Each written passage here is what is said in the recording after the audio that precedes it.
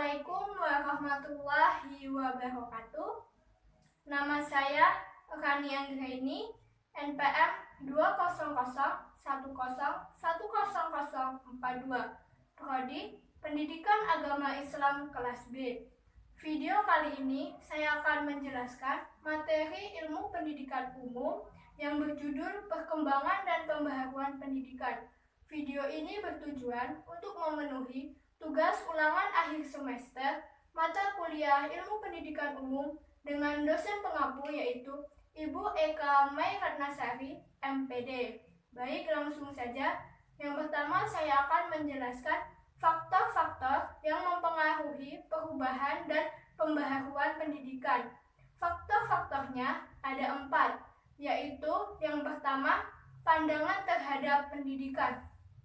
Pada hakikatnya, usia pendidikan sejajar dengan usia manusia sendiri. Manusia sebagai makhluk yang dapat dididik dan harus dididik supaya tumbuh menjadi manusia dewasa dengan proses pendidikan yang dialaminya.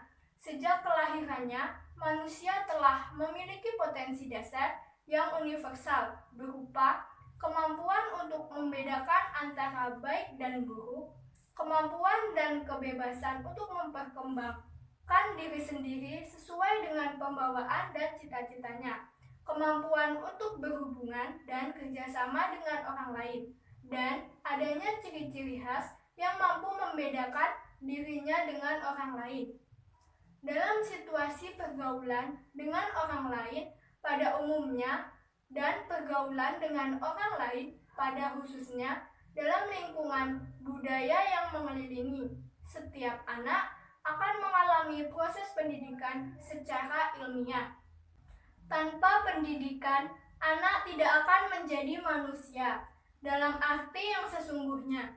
Usaha dan tujuan pendidikan dilandasi oleh pandangan hidup orang tua, lembaga-lembaga penyelenggaraan pendidikan, masyarakat dan bangsanya, manusia individu, warga masyarakat dan warga negara yang lengkap dan utuh harus dipersiapkan sejak anak masih kecil dengan upaya pendidikan. Tujuan pendidikan diabadikan untuk kebahagiaan individu, keselamatan masyarakat dan kepentingan negara. Dalam rangka melaksanakan pendidikan nasional, perlu diambil langkah-langkah yang memungkinkan penghayatan dan pengamalan falsafah hidup bangsa oleh seluruh lapisan masyarakat. Prinsip pendidikan sepanjang hayat yang kita anut berpengaruh secara berlainan terhadap upaya dan tujuan pendidikan dengan prinsip pendidikan yang lain.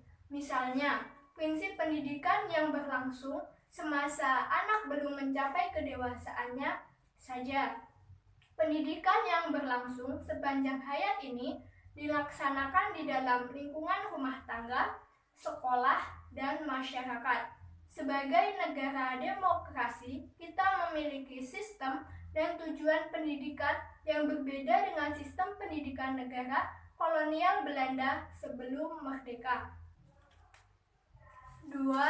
Pertambahan penduduk. Bertambahnya penduduk ini bukan hanya di negeri kita, Indonesia semata, yang penduduknya mencapai 140 jiwa. Akan tetapi, berkembang pesat di seluruh dunia. Perserikatan Bangsa-Bangsa atau yang sering kita singkat dengan sebutan PBB, memperkirakan penduduk dunia pada tahun 1985 berjumlah 2 kali lipat dari tahun 1970 sampai dengan tahun 1980 saja. Jumlah penduduk di Asia Tenggara bertambah sekitar 89 juta. Besarnya perubahan dari setiap tempat, namun rata-rata mencapai 30%. Penduduk dunia berkembang dengan cepat. Hal ini dapat digambarkan berdasarkan perkiraan Perserikatan Bangsa-Bangsa bahwa penduduk dunia pada tahun 1985 akan berjumlah 2 kali lipat penduduk dunia pada tahun 1970 selama tahun 1970 sampai dengan 1980 saja. Jumlah penduduk di Asia Tenggara bertambah sekitar 89 juta. Pertambahan penduduk berarti pula pertambahan tenaga usia kerja. Pendidikan harus mampu mengembangkan sistem pendidikan keterampilan yang relevan dengan kebutuhan tenaga kerja. Pendidikan kependudukan dan keluarga berencana dalam rangka panjang menentukan keberhasilan pembangunan bangsa di samping usaha peningkatan di bidang produksi, industri, jasa, dan lain-lain. Dengan pendidikan kependudukan dan keluarga berencana diharapkan bahwa perkembangan penduduk dapat dikontrol dan besar keluarga dapat diatur berdasarkan atas pengetahuan dan sikap yang bertanggung jawab sesuai dengan kemampuan masing-masing. Dengan kata lain, dapat dikatakan bahwa pertumbuhan penduduk yang cepat mengharuskan kita semua untuk bekerja lebih keras agar kebutuhan pendidikan anak-anak usia sekolah dan pendidikan keterampilan yang sesuai dengan kebutuhan tenaga kerja dapat dilaksanakan.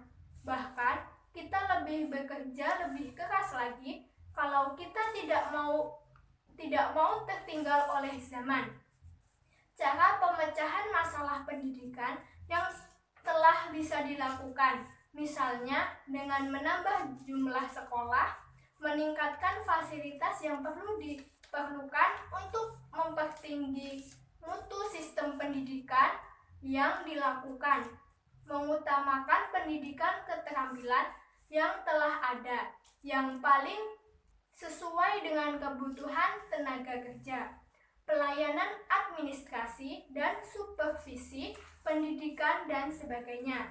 Beberapa pemecahan masalah yang baru, misalnya pendidikan pamong, yaitu pendidikan anak oleh masyarakat, orang tua dan guru, sekolah menengah pertama terbuka, pengajaran dengan modular, sistem kerja atau kelompok belajar, dalam kursus pendidikan dasar, sekolah kecil, dan lain-lain. 3. Perkembangan ilmu pengetahuan. Ilmu pengetahuan dan teknik selalu berkembang. Perkembangan secara akumulatif dan makin cepat jalannya. Tanggapan yang biasa dilakukan dalam kependidikan terhadap perkembangan ilmu ialah dengan memasukkan penemuan dan teori baru ke dalam kurikulum sekolah. Kini, orang makin menyadari bahwa tidak seseorang pun mampu menguasai sejumlah ilmu yang berkembang dalam zaman ini. Telah pula disadari bahwa teori saat ini dipandang hebat, mungkin sekali dalam waktu yang tidak lama setelah dikemukakan teori yang baru lagi akan kurang bermanfaat atau bahkan dipandang usang. Kebiasaan memasukkan penemuan dan teori baru ke dalam kurikulum sekolah juga menyebabkan adanya kurikulum yang syarat dengan masalah-masalah yang baru. 4. Tuntutan adanya proses pendidikan yang relevan. Pendidikan dapat diperoleh di sekolah maupun di luar sekolah. Banyak pendidikan yang sangat berarti tidak dapat diperoleh di sekolah.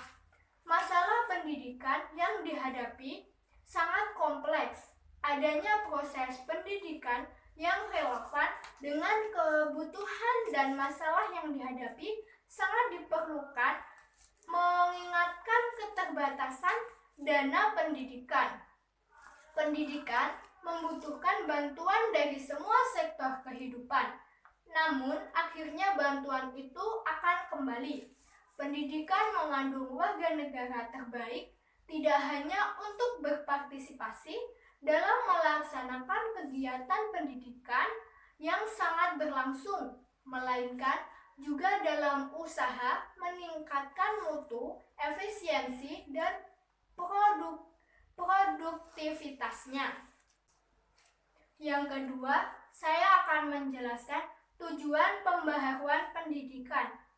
Kehidupan manusia selalu mengalami perubahan dan kebutuhannya meningkat sesuai dengan perkembangannya. Peranan pendidikan dan tingkat perkembangan manusia merupakan faktor yang dominan terhadap kemampuannya sehari-hari.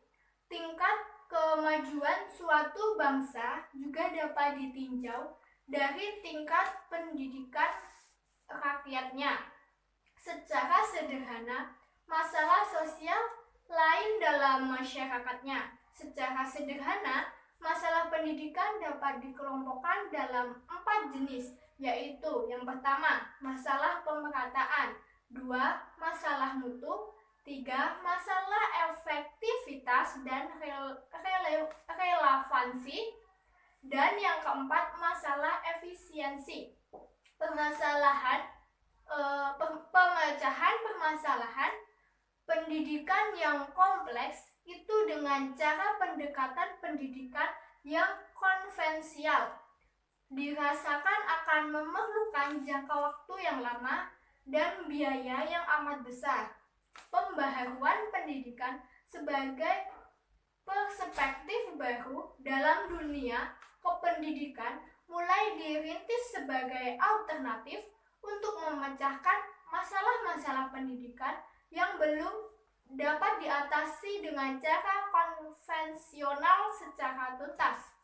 Jadi, pembaharuan pendidikan dilakukan untuk memecahkan masalah pendidikan dan menyongsongkan arah perkembangan dunia kependidikan yang lebih memberikan harapan kemajuan lebih pesat.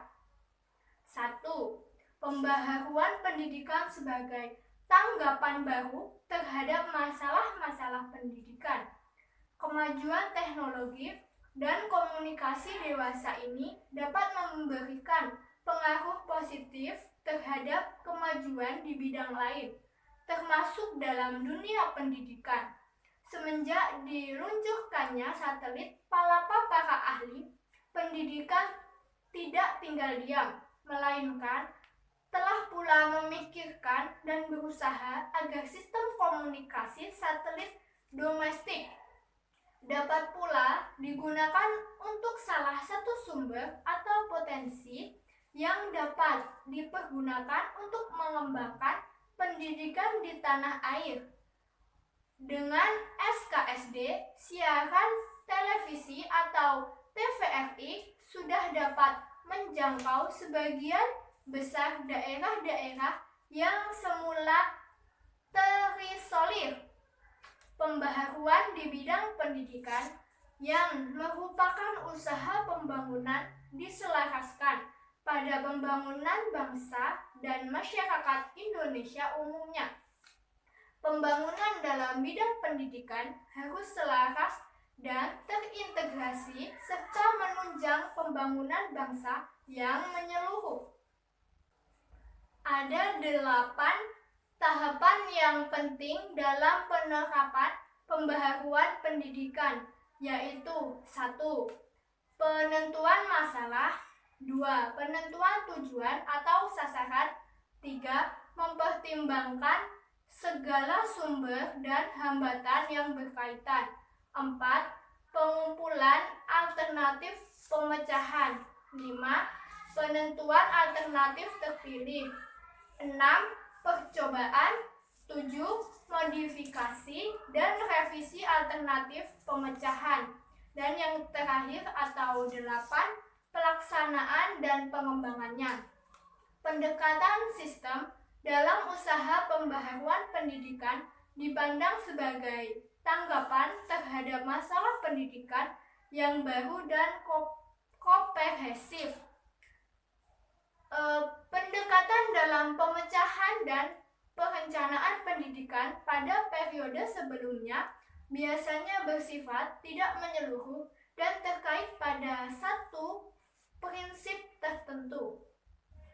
Pendekatan sosial budaya didasarkan atas tuntutan atau kebutuhan sosial akan pendidikan yang berkembang populer dalam masyarakat, sehingga mengabaikan sumber-sumber dalam skala nasional, kebutuhan tenaga kerja yang diperlukan, dan turunnya mutu serta efektivitas pendidikan.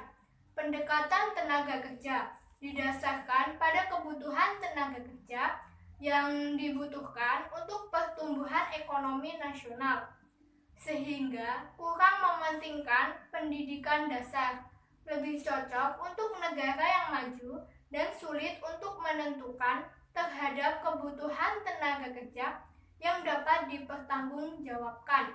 Pendekatan untung rugi mengutamakan prinsip keuntungan. Besarnya biaya pendidikan yang dikeluarkan tidak boleh lebih besar dari pengembalian yang akan diperoleh sesudah pendidikan dilakukan. Sekian yang dapat saya sampaikan, kurang lebihnya saya mohon maaf, dan kepada Allah saya mohon ampun. Saya akhiri, wabillahi taufiq wal hidayah. Wassalamualaikum warahmatullahi wabarakatuh.